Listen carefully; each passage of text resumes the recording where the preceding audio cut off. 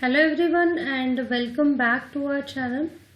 So in this particular video we shall continue with the female reproductive system. So the two parts which we are going to cover in this particular video are vagina, which is the continuation of the cervix from the uterus towards the exterior, and the vulva, which represents the external genitals in the females. Okay, so to start with the vaginas, vagina means the sheath. This is actually a tubular structure. As you can see, it extends from the cervix, that is the inferior portion of the uterus, that's the uterus, that's the fundus body and the cervix of the uterus. So from here extends a 10 centimeter tubular fibromuscular canal which is lined by the mucous membrane. So this will extend from the cervix of the uterus towards the exterior. Okay, so this part is known as the vagina. Now what are the functions of this particular part? So there are three main functions of the vagina. It is the receptacle for the penis during the sexual intercourse. So during the sexual intercourse, the semen which is released after the ejaculation during the sexual intercourse, which contains the sperms, right? The sperms are ejaculated out through semen, right, by the process of ejaculation. Okay, so by this process the sperms which are present in the semen, these are deposited into the vagina of the female reproductive tract. Okay, so from here the sperms have to travel through along the vagina through the uterus, and then it has to reach the ampulla of the uterine tube for the fertilization to take place. Okay, so this is one of the function of the vagina. Then the second function is that it acts as an outlet for the menstrual flow. If you all can recall the layers of the uterus, the innermost layer, that is the endometrium, it is actually divided into two layers. Okay, that is stratum. Yes, the permanent layer is known as stratum basalis, and the second layer, that is the innermost layer, that is the functional layer, it is known as the stratum functionalis, which shed off, right, if the fertilization does not take place, if the sperms do not reach the secondary oocyte, and if it does not fertilize the secondary oocyte, then the stratum functionalis, it will slough off. Okay, that is, it will be shed off along with the cellular material and the blood vessels. Everything will get degenerated. There is a blood supply, right, heavy blood supply to these layers. So everything will get shed off in the form of menstrual flow, which will move out of the body through the vagina. And the third function of the vagina is that it acts as a passageway for childbirth. So the fetus which is growing in the womb or in the uterus, okay, after the completion of the term, that is after the completion of the 9 months, the childbirth will take place, right? So the baby will be expelled out from the uterus through the vagina. So the vagina, it is actually as much stretchable as to accommodate a baby within it. Okay, so it is quite stretchable, the smooth muscles of the vagina.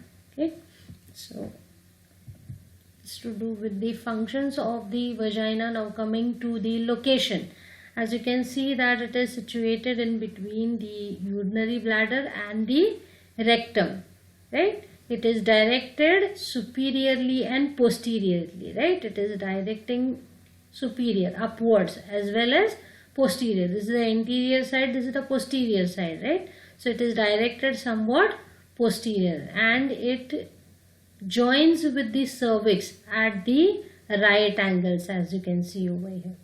Okay, so at this point it will attach itself with the uterus. that the terminal part of the uterus, that is the cervix. Now, as the vagina, it it joins with the cervix. Actually, there is a recess. Okay, so there is an area. Okay, as you can see over here, the posterior fornix. It is known as fornix. As you can see, this is vagina, but there is a small recess over here. So as the vagina fuses with the cervix, there is a recess or a depression sort of. As you can see over here, the posterior one is visible over here, and that is known as the fornix of the vagina. Now it is this recess into which the contraceptive diaphragm will fit into. Okay, so it will rest in this fornix so that it will cover the opening of the cervix, so that during the sexual intercourse the sperms will not be entering into the uterus. So it's a contraceptive method, okay, to prevent the pregnancy.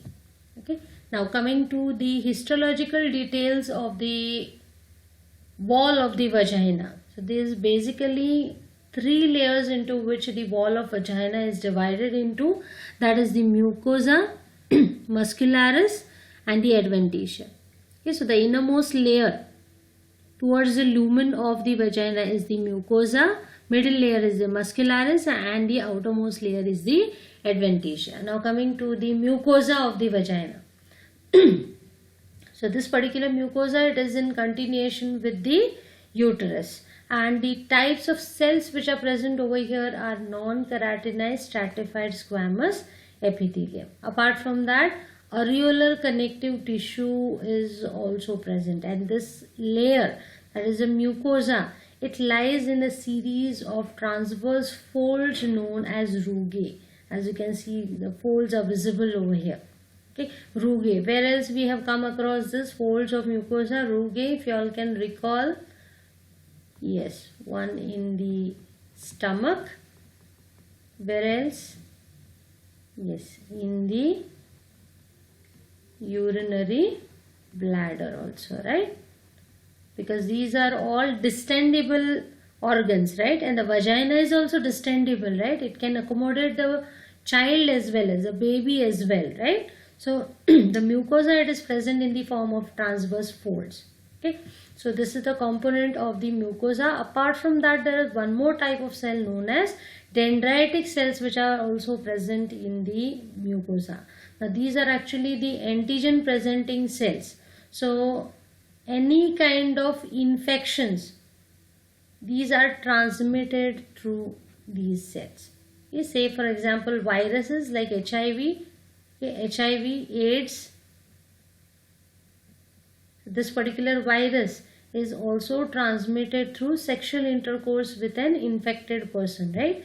Now supposing if the male partner is infected with HIV, okay, so during the sexual intercourse, this particular partner may transmit the viruses to the females, and the dendritic cells are responsible for this transmission. Okay, now this layer of the vagina, the innermost layer, that is the mucosa. This is the detailed view of the mucosa. This particular layer, it has a large stores of glycogen. What is a glycogen? Yes, it is composed of the glucose, right? The glucose molecules. So these are broken down and various organic acids are released in this particular region, that is within the vagina. So organic acids, now when acids are released, obviously the environment will become acidic in nature, right? So this retards the microbial growth. It is actually protective in nature, in that it will prevent the microbial growth.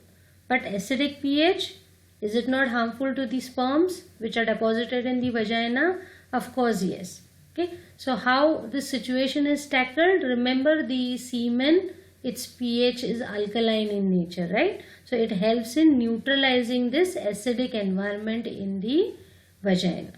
Okay, so most of the secretions are from seminal vesicles which are alkaline in nature. So the pH of the semen which is deposited in the vagina, it is actually alkaline, which will combat with this acidic environment, so that it increases the chances of survival of the sperm. So viability of the sperms will be maintained by increasing the pH by the secretions. Okay, so this is to do with the mucosa. Then the second layer or the middle layer is the muscularis. So obviously this will be composed of the smooth muscles. There are two layers into which it is placed. The inner layer, as you can see, that it is circularly placed, and the outer layer is longitudinally placed. Okay, so these smooth muscles, they are quite stretchable in nature, so that they can accommodate the penis during the sexual intercourse and even the child during the childbirth. Okay. Now the outermost layer is known as the adventitia. So it is a superficial layer which comprises of areolar connective tissue. So the function of this particular layer is to anchor the vagina to the adjacent organs like say urethra, urinary bladder anteriorly, and the rectum and the anal canal posteriorly.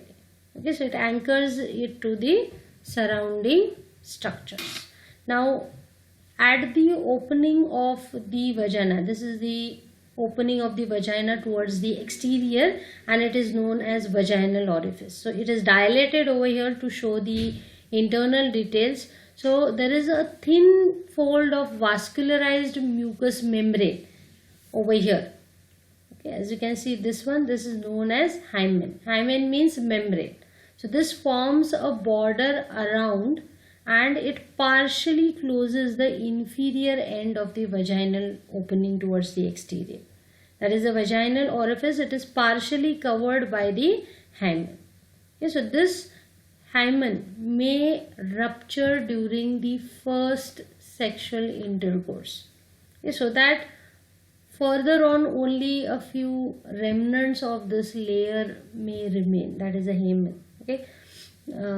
Sometimes there is an abnormal condition, okay, wherein this hymen, it completely covers the orifice. Okay, what did I tell you? Usually this partially closes the inferior end of the vaginal opening, right? But there is a clinical condition in which it completely covers the orifice. This orifice is completely covered by this membrane, and this is known as imperforate hymen. So in this particular situation, surgical removal of the hymen may be required. Otherwise, the menstrual flow, it will not be discharged out of the body. Okay, so surgical removal of this hymen may be required in this situation. So this is to do with the vagina. Then coming to the next part, that is the vulva. Vulva means to wrap around. It is also known as pudendum. So this is a collective term given to the external genitals of the female. So it is made up of several parts. We'll consider one by one.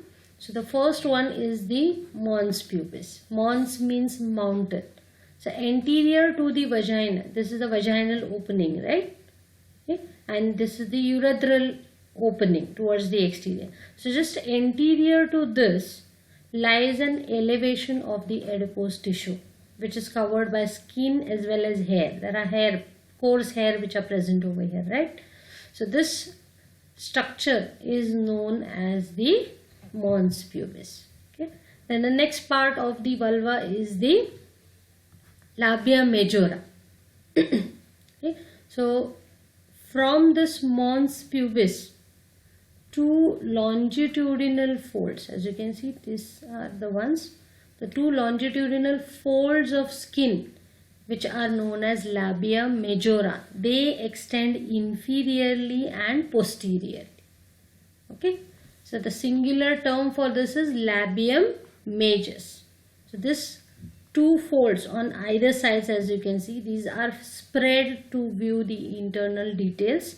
Okay, so this labia majora, one on either side, it is covered by pubic hair and also contain a lot of adipose tissue, sebaceous or oil glands, and apocrine sudoriferous or sweat glands are also present on these layers.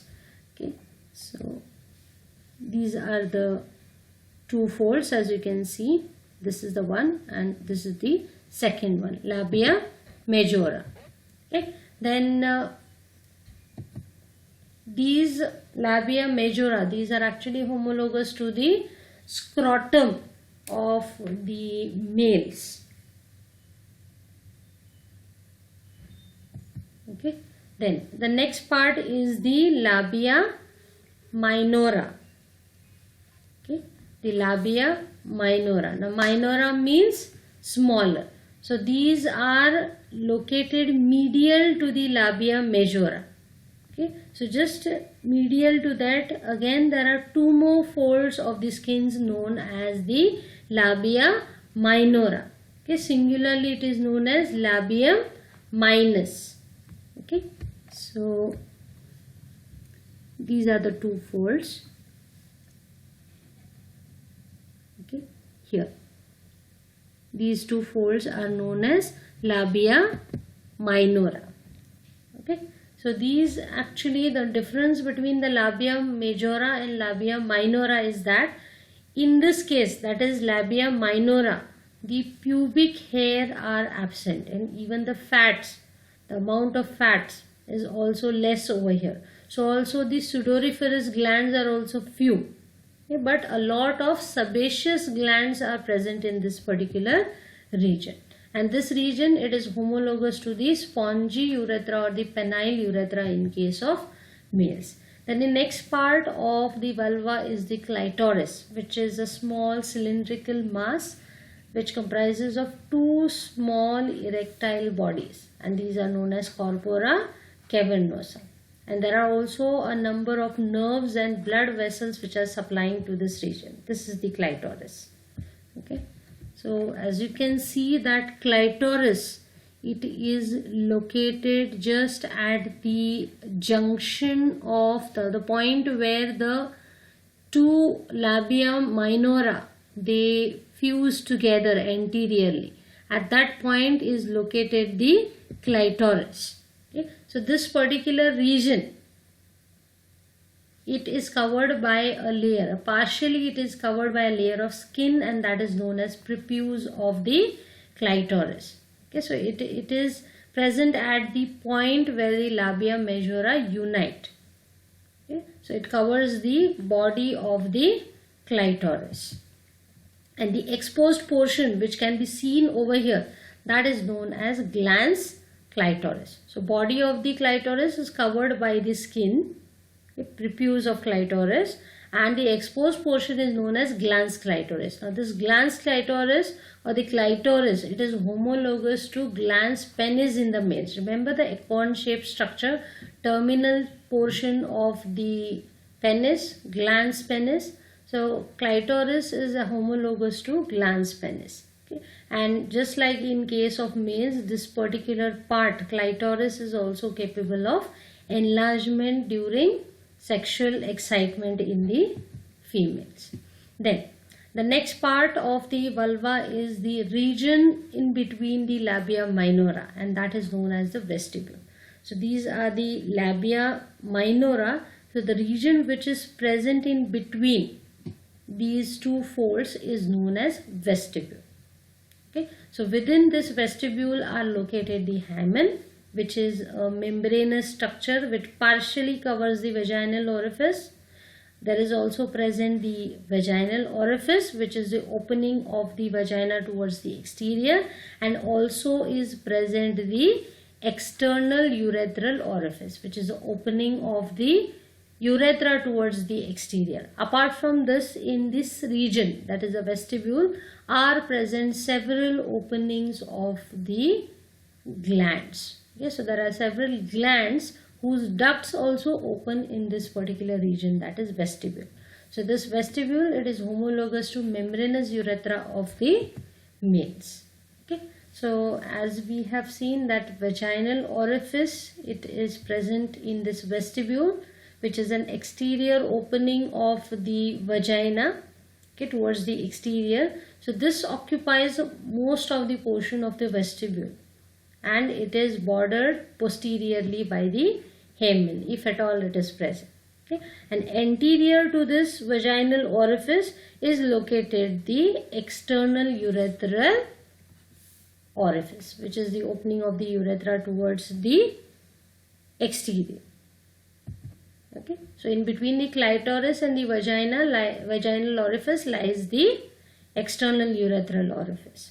Okay, now on either sides of this external urethral orifice, there are openings of ducts of the paraurethral glands or Skin's glands. Okay, so there are openings of their ducts. These are present on the either sides of the external urethral orifice. Okay, so these are actually the mucus secreting glands which are embedded in the wall of the urethra.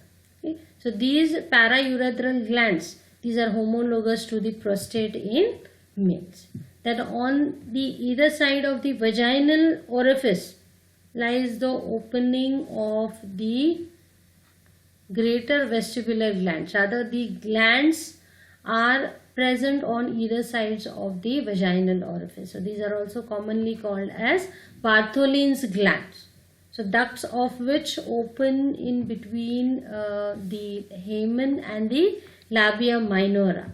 Okay, somewhere over here on the either sides of the vaginal orifice. So these glands also produce a small quantity of mucus during the sexual arousal or sexual intercourse, which may add to the cervical mucus which we have seen earlier in the earlier video. So this mucus which is produced, it provides the lubrication during the sexual intercourse. So these greater vestibular glands or the Bartholin's gland, these are homologous to bulbourethral glands in males. Apart from this, there are several lesser vestibular glands as well which open into the vestibule. Okay, so next part is the bulb of the vestibule. So the bulb of the vestibule, it comprises of two elongated masses of again erectile tissue.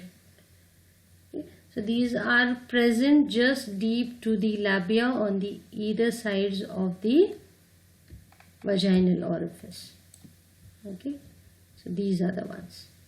Okay, so these are the two erectile tissues which are present on either side, and these are known as the bulb of the vestibule. Okay, so these become engorged or filled with blood during the sexual arousal. Okay, so that the narrowing of the vaginal orifice will take place, so that it places a pressure on the penis which is penetrating into the vagina during the sexual intercourse.